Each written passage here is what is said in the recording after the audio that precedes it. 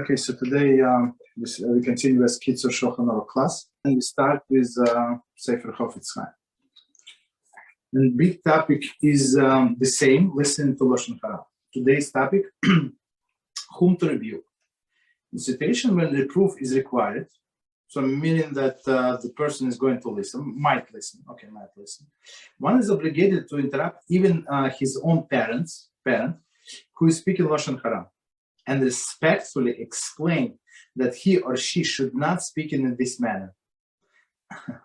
Right? So on one hand, we are obligated to respect our parents. On the other hand, they are obligated to respect the laws of Hashem. Okay, so tactfully, we interrupt them. A Rav as well should not be allowed to speak Lashon Hara just because he is a rabbi or okay. So I mean, so some statue. So or you ask him, right? Why do you think that you are allowed to speak like this? Okay. However, it is disrespectful to accuse Rav of speaking Lashon Hara. Instead, one should ask Rav for assistance to understand why was it permissible for him to make a given statement. So I mean, you imply very politely that maybe he should desist from that. Children are not included in our obligation to reprove fellow Jew, okay, who has sinned. So even because they are not obligated in any mitzvah, so I mean, they hear from a child, it would be very embarrassing.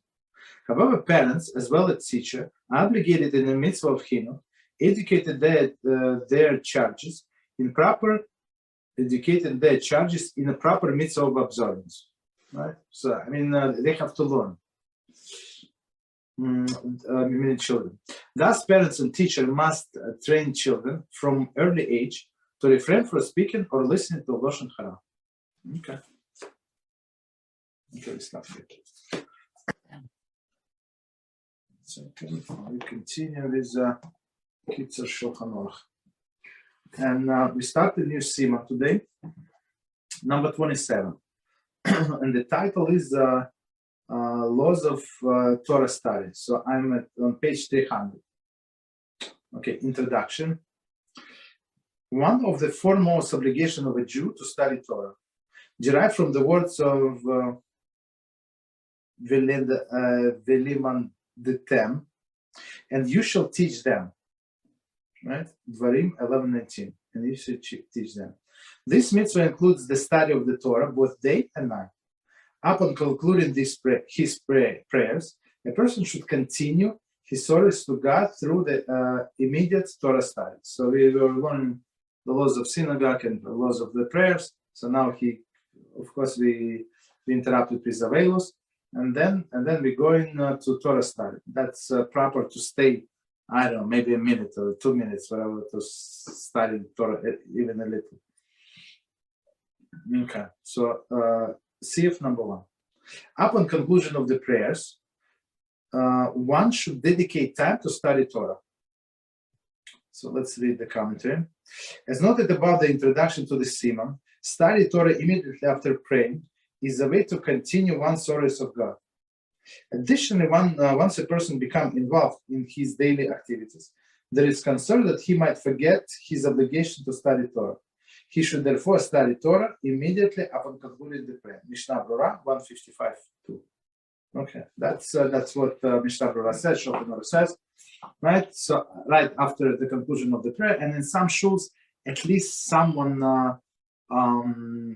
rabbi, usually it's rabbi, would say halacha. I mean, it takes 2 minutes, and people wrap in the talesim and tefillin, and they listen. Okay. In other shuls, they would say have a real class, maybe 15-20 minutes class. That's very commendable to attend. Or, for example, I listen to when I walk from shul to home, I listen to the shir in Rabbi Shlita. Okay, also Torah study. Continue. So to show Hashem, okay, I just pray Shmoneh Esrei. I ask you about all of these things, right? But to show that I'm still dedicated, I'm not just trying to get rid of my responsibilities and I prayed and that's it. I have to run to make parnasa. Okay, I say, you know what, Hashem, I want to learn your Torah. Because if people go to work and they push away to later time, and then he ends up not learning at all. Okay, it happened to me a few times, so I know exactly how powerful Eitz Hara. Just a little later, do this, do that. That's it. Okay. It is necessary for this session to be regular, so that he will not skip it, even if the prospect of large profit, right? So meaning that the person has to set up specific time during the morning, in the evening, and don't give up this time for anything. If he so even as Kitzur says, even the prospect of a large profit. Okay, if he must tend to very pressing matter, he should study first at least one verse in the Torah law, Torah law, right? And then tend to which is important for him to do. So at least like minimum of the minimum. Do one line. Thereafter, he should complete his set session of the Torah study. In some holy communities, holy associations were established to study Torah in public, immediately following the prayers. Every God-fearing Jew should attempt to join these groups. And I saw when I was in Israel, in several shuls, people like I would leave, but I don't know, like maybe only I would say most of the people would stay. I don't know, most meaning like maybe 60%, 65% would stay. Only some like minority would leave. So people would stay. I'm not sure how long they would stay, but they won't, seriously won't. Okay. That's what Kitzur is talking about. Okay, CF number 2. Every Jew is obligated to study Torah, whether he is poor or wealthy, whether he is healthy or suffering physical affliction, and whether he is young or very old. So it doesn't matter. Torah says does not matter. Like, for example, I was sick some time ago, and I could not read. I had a high fever. Okay, I could not read, but I was able to listen to the classes. Nobody's stopping you, right? Okay, so it says whether poor or wealthy, right? Whether okay, whether healthy or suffering affliction. So even if person suffering not healthy, it's suffering affliction. So he must remember that reward. Of course, we're not doing for a reward, but he must know that the reward is like in proportion of his suffering. The more the suffering, the harder. Not the suffering. The harder the things to do, the more reward is. Okay. Whether he's old or young, doesn't matter. Okay. Even poor man who goes around to people's door to collect alms is obligated to designate time for Torah study. Okay, he goes around begs, but he can do half an hour not begging, like hour, both day and night. So even these people. Okay. So continue. As stated in Yechashua 1:8, you should contemplate day and night. One who does not, so basically a person has to establish his Torah sessions in the morning and at night. So if he's working or she's working, so in the middle, like if possible in the middle of the day would be amazing, right? But at least twice a day. One who does not know how to study Torah at all, or one is unable to study due to the many preoccupations, should supply the needs of others who study. And it is thereby considered as though he himself studied Torah. So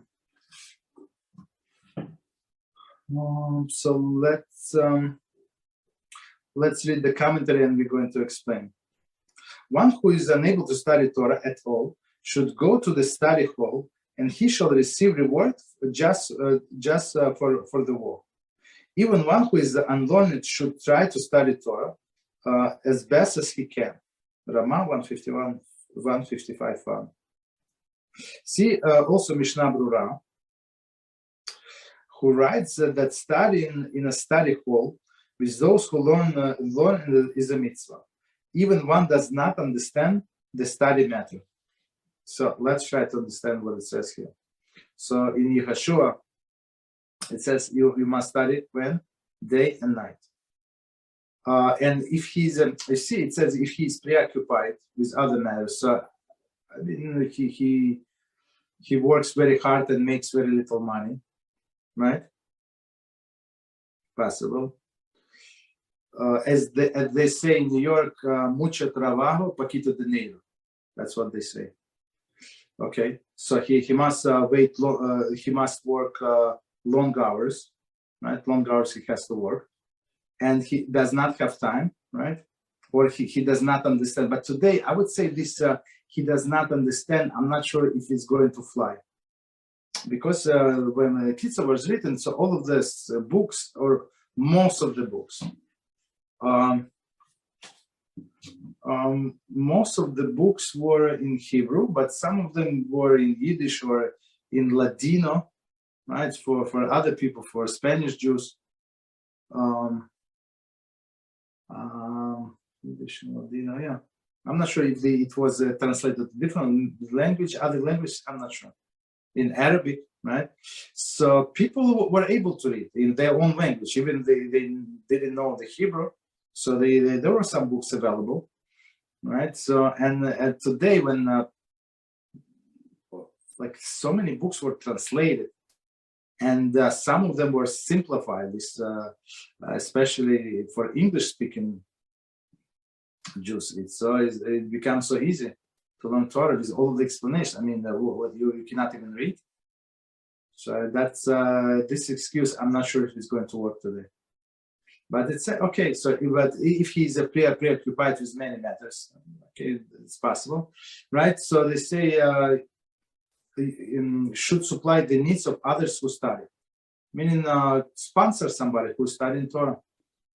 Okay, and so and Kitzur said, it is thereby considered as though he studied himself the Torah. But on one hand, yeah, okay, it's going to count it as he studied Torah on one hand. On another hand, if he's going to be Michal Shabbos, these things are not going to help him that much, right? If he's going to go to Gehinnom forever, okay, he has all of these riches for all of these rewards for studying Torah, but how he would be able to use them in the world to come, right? Impossible. So basically, even if person supports somebody in a kollel or somebody, some Torah scholar, he still must absorb all of the mitzvahs. Nobody gave him exception. He's not excluded from absorbing all of the mitzvahs just because he gives money. And I think that's the part that people who collect money, all of this clown rabbis of the community, they withhold this information. So they say just because you give money, you're a big tzaddik. That's the problem. And then people surprised when I tell them, no, you have to study Torah every day. They think that I'm crazy. I talk to many people who are big donors to the shuls. Okay, but continue. So as our sage of the blessed memory expounded Bereshis Rabbah, chapter 72:5 and 99:9, from the verse in Dvarim 33:18. It says, rejoice, O Zvulun, in your excursions, and Issachar in your tents. So basically, Zvulun was in trading, right, in business, and Issachar was learning Torah. Zvulun and Issachar formed a partnership. Zvulun engaged in commerce and provided for the sustenance of Issachar. In order for Issachar have time to engage in Torah study. Okay, that's a very famous partnership. Let's see the commentary. Sigras Moshe Yorakdeya 4 and chapter 37 for a lengthy discussion of this principle and guidelines that must govern the Issachar-Zvulun relationship in order for the supporter of the Torah to share the reward as he himself studied Torah. So Rabbi Reuven Shlita spoke many times about it, and some people are confused about it. So they think that they would give this somebody in Kolol like $300 and $400 in America or in Israel, and they think that it's or even $500, and that it's Zvulun and Issachar, which is not true. So it says here clearly that Issachar were born, and Zvulun supplied everything that is necessary, meaning he paid all the expenses. And nobody can survive, especially if he has family, 5, 6, 10 kids. Nobody can survive for $500. Not in the US, not in Israel. It costs much more. So people they're dreaming that they bought the Torah of this Avrech, right? So if they want, they must pay the full expense. Whatever this person needs, the family needs, they need whatever how much money they need a month. So they have to supply completely. Or he can buy if he wants to pay only $500, let's say. So let's say this $500 would cover, I don't know, these 5 days of his loan. Let's say, I don't know, I'm just making it up. Right? So he bought, okay, 5 days, but not the whole month. It's not like, it's not this partnership. And I heard also from Rabbi Rubin, so he said that there is opinion that says exactly the half. So whatever Zvulun makes, right? So he gives, he leaves 50% for himself, again 50% for the Issachar. I'm not sure how many Zvuluns we're going to have. If it would be like Halacha L'Maaseh. Okay. So that's also possible, but as we said, he must absorb the Torah. Nobody gave him the way out. Okay. So continue. Indeed, it is for this reason the scripture mentions Zvulun before Issachar. Right, Zvulun. So the one, the business guy before the rabbi. For the Torah study of Issachar was made possible by Zvulun. This idea is also found in Mishnah Zevachim 1b, as it states, Shimon, the brother of Azariah, says, says, in which Shimon is identified by the name of his brother Azariah. Interesting. So, commentary. Generally, a person is identified by his own name and the name of his father, as Yeshua ben Nun, Yeshua son of Nun. Right? The reason Shimon is referred to as Shimon Achi Azariah is because Azariah extended financial support to enable Shimon to study Torah. So that's why he's called Shimon, brother of Azariah. Okay. This is because Azariah engaged in commerce and provided for the needs of Shimon, his brother, who engaged in Torah study. They agreed between themselves, and Azariah should receive the share in the Shimon reward in his Torah study. So it's so people ask how is it possible? I mean, this reward it's not visible, it's not something tangible. But I'll say do not worry about it. Just if there is an agreement, a share occurred, and he does not need any contract to be signed. I mean, if they want between themselves, yeah, they can sign contract. I think it's better if the same contract, so it would be clear, like how on the paper how it works. They agreed between themselves. Then Azariah should receive a share in a Shimon's reward in the Torah study. Okay. Azariah should receive a share in the Torah study. Okay. In any case, every person should make an effort to study even only a small portion of the Torah every day and every night. Okay, so I mean, just because there is no contradiction to support somebody and learn Torah by himself, because as we said, person must know halacha. Okay. Commentary. Although Kitzur explained that when one is unable to study Torah person, one can acquire the merit of Torah study through the support in Torah scholars. Every person should exhort himself to study at least a minimal amount of Torah every day and every night. Okay. And I would add for myself, but if person showed that Hashem giving me opportunities to study more, so Hashem would pray, and of course he should want it with all his heart, with all his soul. Hashem would provide him the opportunity. He would remove this yoke of parnasa, and there is no problem. He would be able to learn. And it happened many times. Whatever people wanted to do, and they wanted to get closer to Hashem, the one who wants to be purified, Hashem is going to purify. The one who wants to learn more Torah, Hashem is going to provide the opportunity for this person to learn. Okay, continue. CF number 3. One who is unable to engage in constant Torah study, but rather sets aside times of the Torah study, should study during those sessions the common laws that are necessary for all Jews to know. That's exactly. So don't learn Musar. If you have half an hour or you have an hour every day, don't learn Musar. Right? I mean, it's good to learn Musar, but that's not enough. How we exactly would know how to learn Shabbos? Musar is needed to boost, to give person a boost. But boost is good, but now he needs to know what to do. Right? He also should study the Agada portion of the Talmud. So, I mean, he's not very bright, let's say. So, Agada, he can study. And that's what we actually learned in one class. I have one class on Thursday, right? On Thursday. So, we learn Agada. There's a book in Yaakov. This great Rabbi, he compiled all of the stories from the Talmud. So, I mean, people enjoy it. I also enjoy it. Okay. It's easy reading, but but it's very deep stories.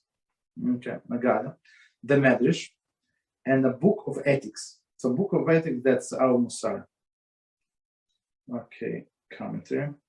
Simishna Brura, 112, and Ashar Chatziyum, who cite Chaye Adam, which says the study Sefer Musar, books of ethics, is a greater obligation than studying Mishnayos. So Mishnayos are very good. I mean, me personally, I do learn Mishnayos. But many times, not many times, you cannot derive any loss from Mishnayos. I mean, not on that level. Sometimes I learn Mishnayos with commentary of Rabbi Kichati. That's all, right? Even though he has brilliant explanation and everything is clear, but still you don't know what to do. I mean, does it apply today? Does not apply today?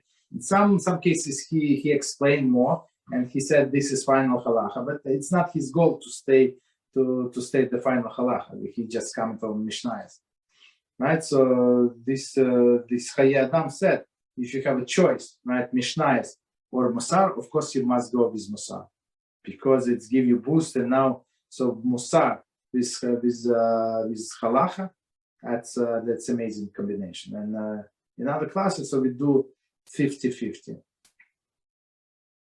right? 50-50. Okay, this book, the first book we'll learn in the beginning of the class is the Musar. Okay, so continue. Book of Ethics that are found upon holy mountains. Okay. There's upon Midrashim of the sages of blessed memory. Okay, so let me read the whole sentence from the beginning. Sorry.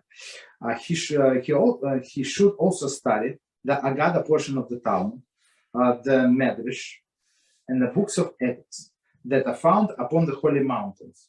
Holy mountains, double quotes. There is upon the Midrashim of the sages of the blessed memory. For these studies help to weaken the power of evil inclination.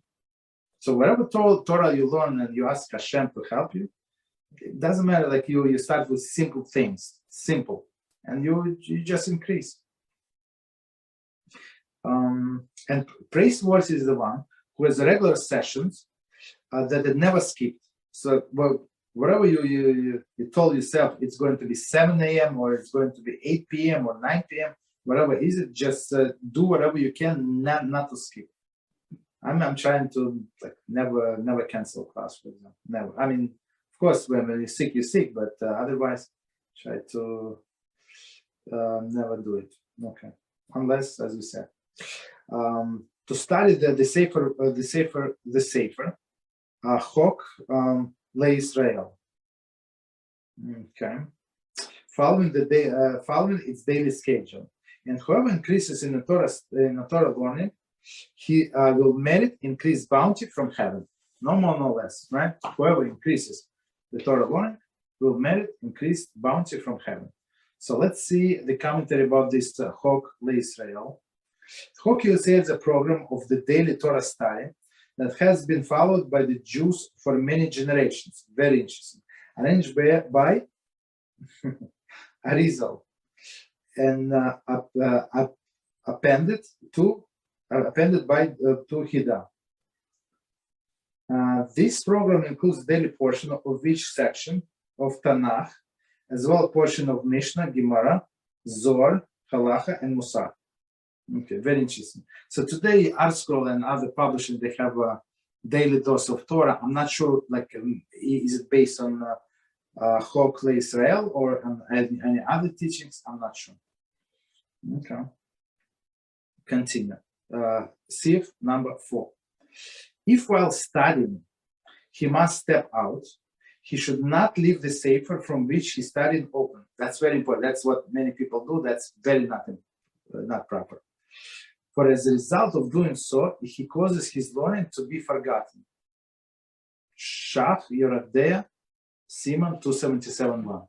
So, for example, the person is praying, right? And he needs to go to the bathroom. So you need to go to the bathroom, just remember what page you're on and close the siddur, right? Or you're learning, you need to go get a cup of water, right? So close the Sefer. I mean, if it's closed, this water is very close to you, few steps, okay, you don't have to. But if you need to go somewhere else, you must close the Sefer. Sefer is a book. Okay, number 5. One must, Sif number 5. One must take care in whatever he is studying. One must take care in whatever he is studying to verbally express the text he is studying and must make the audible to his ears. So when you learn, you have to, as we said many times, here's the halacha. It's not coming from me, it's coming from Kitzur. So whenever you learn something, you have to say it out loud. And even though there is nobody to hear it, you must hear. That's it. Right? And Rabbi Reuven Shlita, he comments, so in this case, all of the senses are getting rewards, right? Your eyes, right? Your mouth. So now you speak out loud, your mouth gets a reward, and your ears also get a reward. So it's not only one organ, but all others, right? For it is written in Yeshua 1:8, this book of the Torah shall not depart from your mouth, rather you should contemplate it, etc.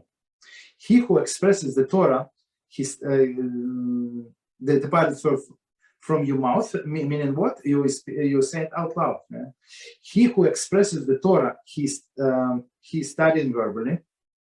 Expresses the Torah, he's studying verbally, even if he does not comprehend it, has fulfilled the commandment expressed by the Torah Dvarim 5:1. This English spell, ulemadetem, and you shall teach them.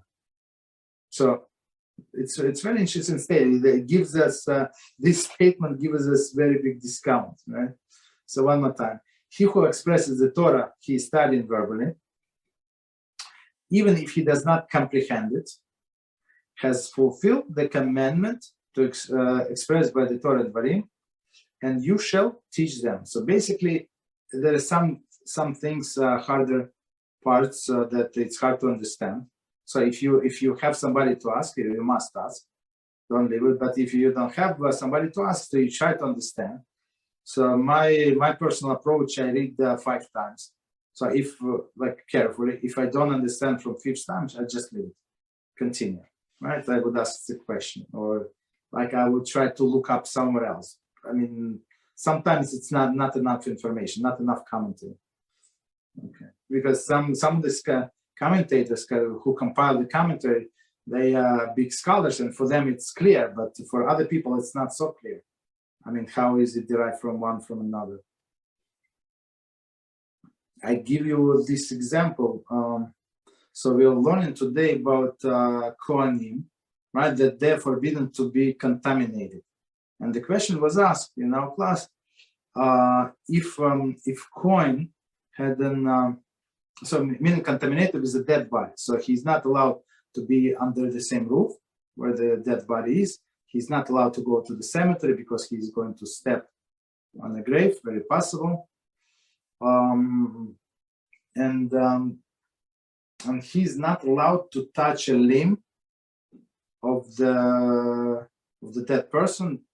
Doesn't matter how small it is, and stuff like that. So so the question was, this Mr. Cohen had an incident, right? Accident, right? And his finger was chopped off. So the question was, are we allowed? Is Cohen allowed to get this finger sewn back onto him, right? So what one opinion was, I don't remember whose opinion, maybe it was a Shach, I don't remember, maybe. So he said not. This finger is a foreign matter to him, right? It's part of the dead. It's a dead. Limb. Maybe it was not maybe it was his some time ago, but now after it was chopped off, it's no longer his. So from this the limb, he's going to get contaminated, right? So it's not allowed. But other sages say it's actually pikuach nefesh because it's a danger to one limb and stuff like that. So even it's a danger for one limb, even there is no danger to the whole body. So they would allow even on Shabbos and stuff like that. So very nice. And in the same paragraph, right? So in the same paragraph it says, so but they say, and they try to bring the parallels from the whole from Tanakh basically, right? And one of the example was about Eliyahu, right? The famous story of Eliyahu when he revived the dead boy, right? And this lady that he blessed some time ago, right? In whose house he was staying for a long time, right? Eliyahu. So he blessed this lady so she would have a child, and she had a child, and now I don't remember, maybe 5, 6, 7 years old was the child. I don't remember exactly, but this child now died, and she came and asked Eliyahu to revive the child, basically, and he came and lay on this boy, right? So Tosafos asked a question: if the boy was dead, right? How was he allowed? Who was allowed to lay on top of the dead person? It's Eliyahu is a Kohen, right? Eliyahu is reincarnation, the Gilgal of Pinchas. So how is he allowed to lay get contaminated? And Tosafos says it's because it was pikuach nefesh. So in my study group, we said, I personally do not understand. How is it pikuach nefesh? The guy is dead, the boy. The boy is dead. How is it pikuach nefesh? Pikuach nefesh is a danger to life. Danger to life when somebody is alive and we must save him. But when and Cohen, even it's very possible that the person is going to die or somebody is dead in a room, but they need the attention of the Cohen. He's a doctor. He can help. So he's allowed to go into the room, right, and get contaminated. But in this case, Eliyahu, the holy of the holiest, who was taken alive to Gan Eden, how this the holiest person, right, was Zachur L'Tov, right? We remember him only for good. And how was he allowed to lay on this dead boy and get contaminated? So Tosafot say his great wisdom because it was pikuach nefesh. So we could not understand what do you mean pikuach nefesh? He's dead. So we spent some time, almost give up, and then we found the commentary. So commentaries say, commentary for simple people like me, right? So the commentaries say like it obvious for them. It was obvious. The pikuach nefesh was not for him. The pikuach nefesh, not for boy. Pikuach nefesh was for his mother, because mother was in such a distress she would die if they would not try to revive his boy. She would die right on the spot. So it was pikuach nefesh for her, and that's what the Eliyahu had to do. I mean, amazing stories. Many times just not enough commentary, and sometimes these commentators, the great for them it's simple and understandable, but for us, the simple people, this line, pikuach nefesh of his mother, was not so clear. Okay, that's the story. Okay, continue.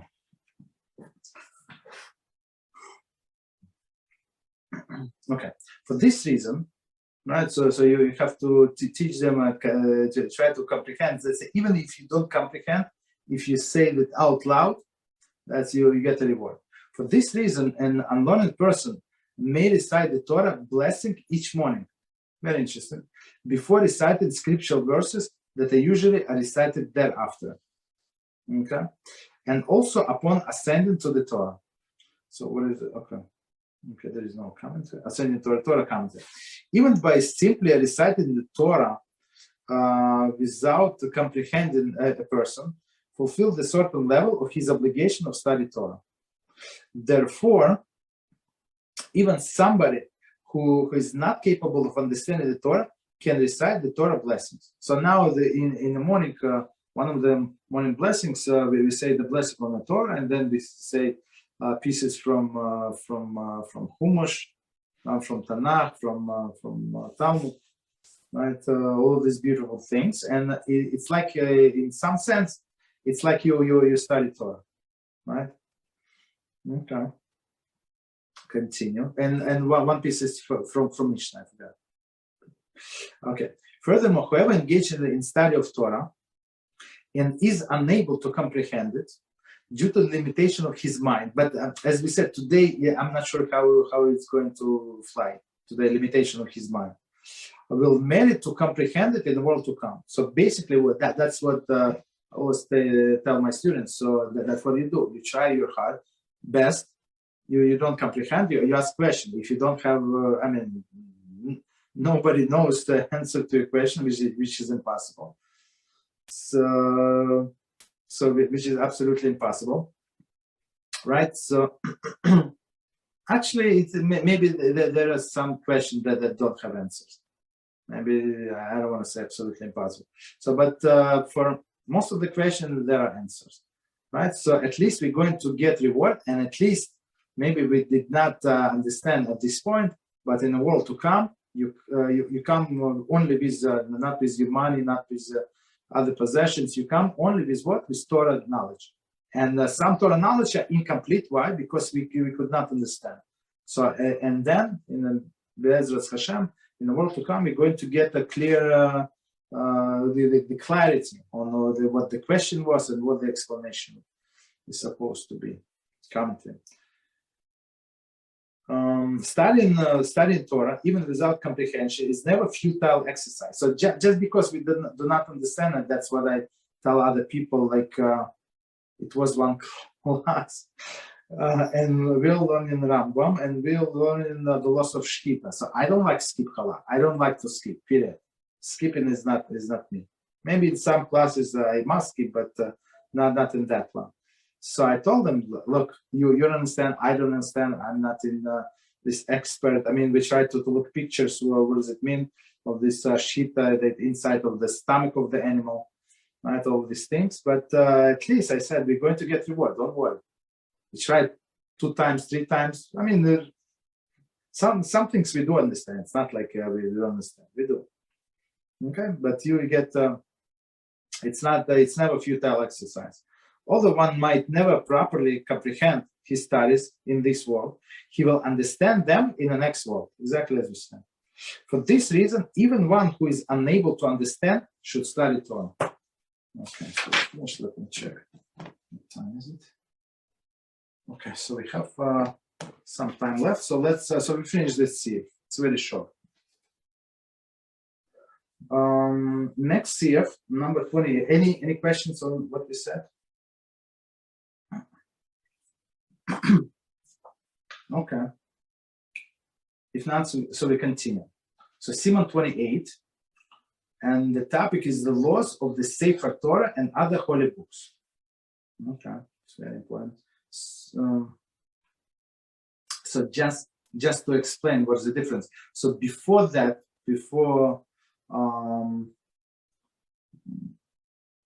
this Siman, we learned in one of the Simanim, early Simanim, so we learned the laws of reading from the Sefer Torah. This is different. Okay. After the outlining the previous Siman, the obligation to study Torah, Kitzur now discusses the law of writing. It's writing the Sefer Torah. Okay. According to many authorities, the purpose of the obligation to write Sefer Torah is to facilitate the study of the Torah. According to this view, which is shared by the Kitzur, this obligation also includes the purchase of the other Sefarim from which to study. So one of the obligations is to buy books, right? But also to write the Sefer Torah. And the simple logical explanation is, so when the Sefer writes the Sefer Torah, he has to copy from existing Torah. So when you copy and when you write on your own, so that's how people memorize things. Okay, so if you want to memorize things, you have to write down. Okay, CF number 1. It is positive commandment incumbent upon every Jewish man to write his own Sefer Torah. For the verse Dvarim 31:19 states, so now write this song for yourselves. Okay. Although the song referred to this verse is a song of Hazino. Hazino is a separate chapter, is a song in Dvarim, 33 and verses 1 through 43. Our sages of less memory received through the oral tradition that this verse must be interpreted as a commandment to write the entire Torah that contains song of Hazino. So even though they said it's the source of this commandment in this Dvarim, and it looks like it was only about this song that it says in that chapter, right? Our sages, we have oral tradition, not only that chapter, but complete Sefer Torah. Even if one inherited the Sefer Torah from his father, it is a mitzvah to write one of his own. Commentary. It is insufficient to simply own Sefer Torah. Rather, each Jew is obligated to actually produce a new one. So just because he got it from his father, it's not enough. Right? He has to write a new one. And many times this Sefer Torah that he got from his father, because of the age, it's possible. We cannot use it. And to fix it, so I saw several, I don't know how many of them. So, and the people explain it, the owners explain it, to fix the Sefer Torah would be 30% of the buying a new one, and only fixing. So it's not good in one place. So who knows that tomorrow they're going to have problems in another place. So in many times it's not worth it to fix all the Sefer Torah. Okay, because of the ink, because of the age, because of the condition it was stored in. So not everybody can afford their condition in storage and stuff like that. So it's understandable. Okay. Continue. If he commissioned a scribe to write the Sefer Torah for him, or he bought a Sefer Torah that contained an error, and he corrected the error, In both these instances, it is as though as he wrote it anew. So commentary, and we're going to explain. In these cases, although he did not write this scroll himself, it has fulfilled his obligation, as it is only due to his action that there is a scroll in that fit for use. So he whether he paid for this Torah scroll, or he got it with the error and they fixed the error, also possible. It is prohibited to sell Sefer Torah. Commentary. The Sefer Torah is a high level of holiness. It may not be used for mundane needs or sold, except in rare cases. So there is some exception, and our sages say in what cases you are allowed. So if needed to learn Torah, for example, I hire a teacher to buy Humashim so that these children can learn. So that's or somebody needs to get married, or I think to release a prisoner or something. So, but otherwise you're not allowed to sell. However, in the case of great need, he should consult rabbinic authority. Okay, so let's do one more. So halacha number 2. Similarly, it is incumbent upon every man to purchase other holy Sefarim from which we can study, such as Tanakh and Mishnah, the Gemara and Halachic codes. So, all right. So first of all, they say Tanakh, right? Mishnah, Gemara, and Halachic codes. Okay. So Halachic codes, it's this is Halachic code. Shulchan Aruch. He should purchase this Sefarim in order to study from them. And he should also lend them to others. So, I mean, especially in olden days when books cost so much money, only rich people could afford it, and sometimes only community would have it. So if somebody wants to study, he would need to go to the shul, to the synagogue, and study only there, right? Or only in rich people's houses, only they could afford. So if a person can afford books, so he must lend to others. If somebody is unable to afford to purchase for himself both the Sefer Torah and other books from which to study, then the books that are for the purpose of study take precedence.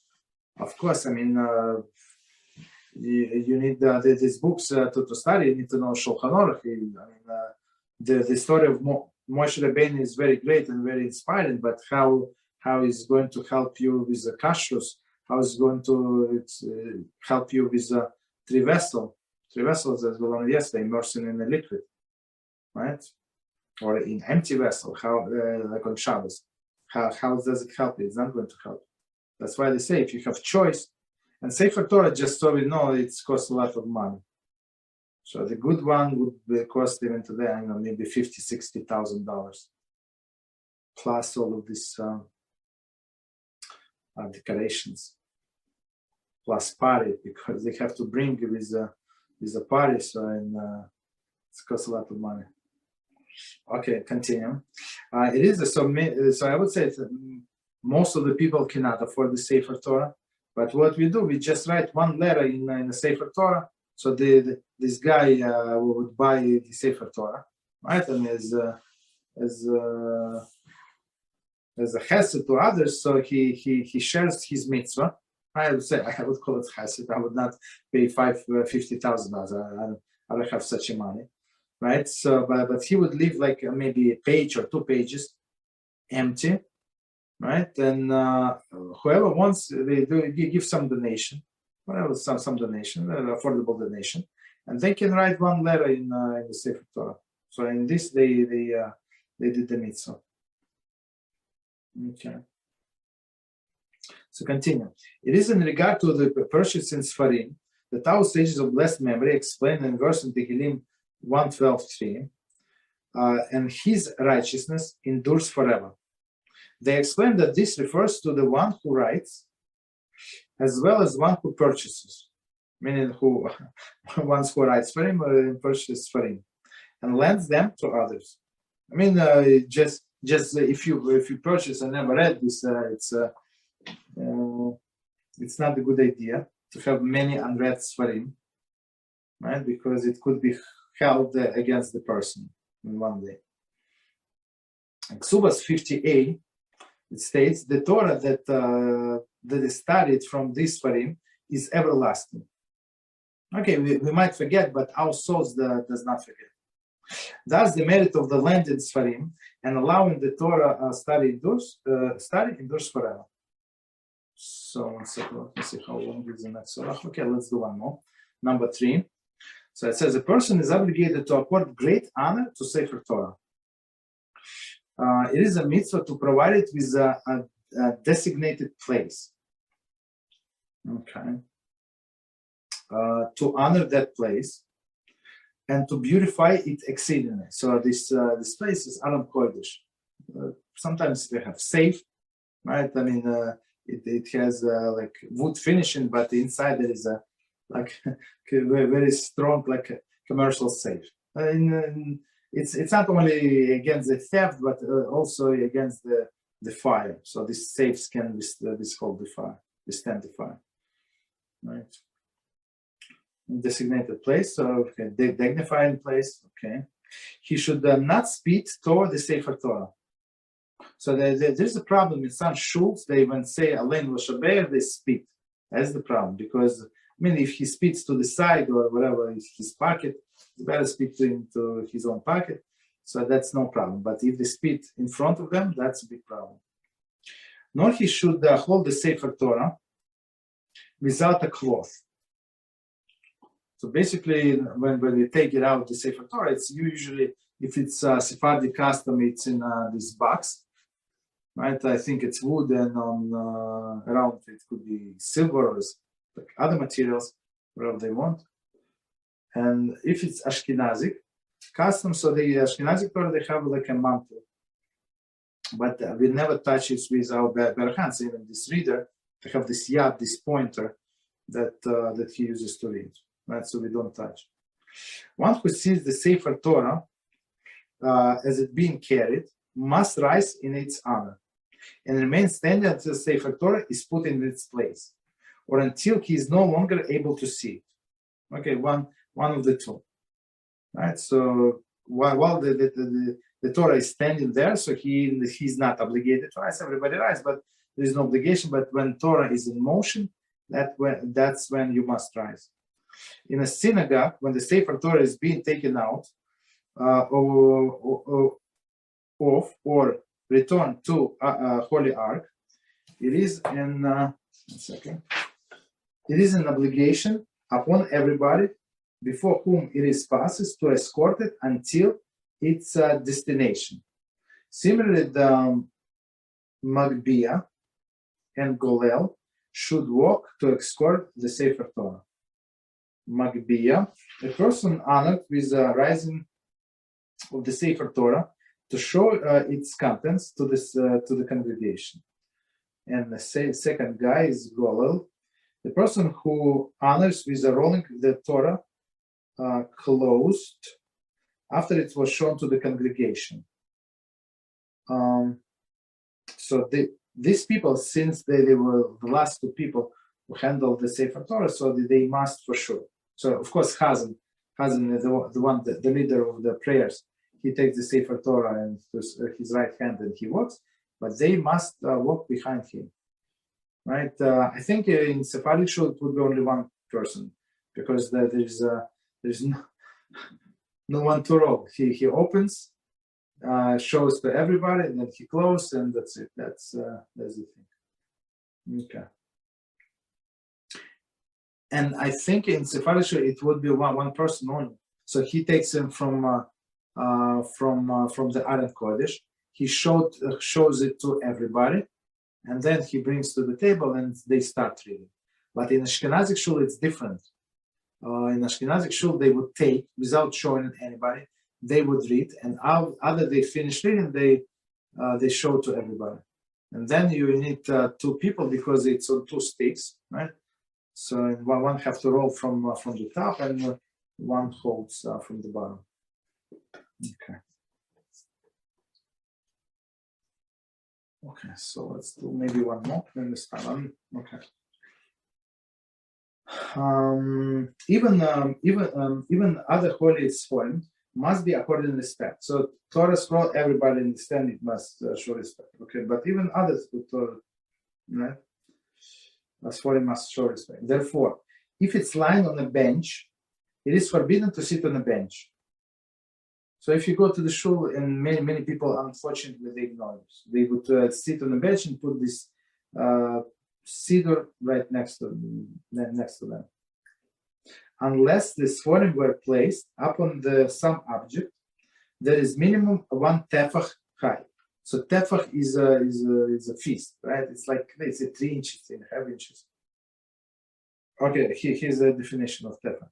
So tefach is from 3.2 to 3.8 inches. It says from 8 to 9.6 centimeters. Okay. Comment. So it must be raised, at least this, right? At least this tefach. Commentary number 11. If Sefarim are not directly on a bench, one may sit on a bench, for it is not sitting on the same surface as the Sefarim were lying. So okay, so here's another leniency that we can use. So but that's the big problem when one person like sits and he puts his Sefarim right next to him on a bench. I'm not sure what is the status of the chairs. In some shuls they have chairs, and they're actually connected, right? They are locked to one another. I think they would be like a bench. So if he puts on a chair next to him, would be like a bench, I think. Continue. If sitting on a surface upon which the Sefer was placed if sitting on a surface upon which the Sefer has been placed is forbidden, then certainly it is prohibited to place Sefarim upon the ground, of course. A person should not place the open Sefer upon his knees, right, and lean his elbows upon it. So upon his knees, also not allowed, and lean upon it, as this is considered disrespectful posture. Okay. So sometimes it's like for convenience when we have a Gemara Medrash Rabbi, it's very like huge. So it's easy to, it's very convenient to lean on it, but it's not allowed. Continue. In situation of pressing need, it is permitted to sit upon a trunk that contains other holy Sefarim, but if it is contains Sefer Torah, it is forbidden to sit on it. So trunk meaning, like I don't know. Today we don't have such a things. But I always say like box, maybe like a box, and inside of the box there are books, Sefarim. So if there is no Sefer Torah inside, so in some, if it's needed, so he is allowed to sit. Okay. One may place the Chumash on top of Nevi'im and Ksuvim, prophets and writings. So he's a president. So on Chumash you cannot put anything except another Chumash, because Chumash is 5 books of Moses, right? So that's a top thing.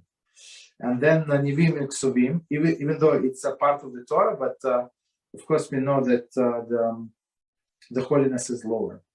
Similarly, one may place Ksuvim on top of Nevi'im, and Nevi'im on top of Ksuvim. So only Chumash, these 5 books of Moses, is a special status. All other books are the same status. However, one should not place Nevi'im and Ksuvim on top of Chumash, as we said. So Chumash is a highest quality, holiness, highest quality. Okay, I think we can stop here.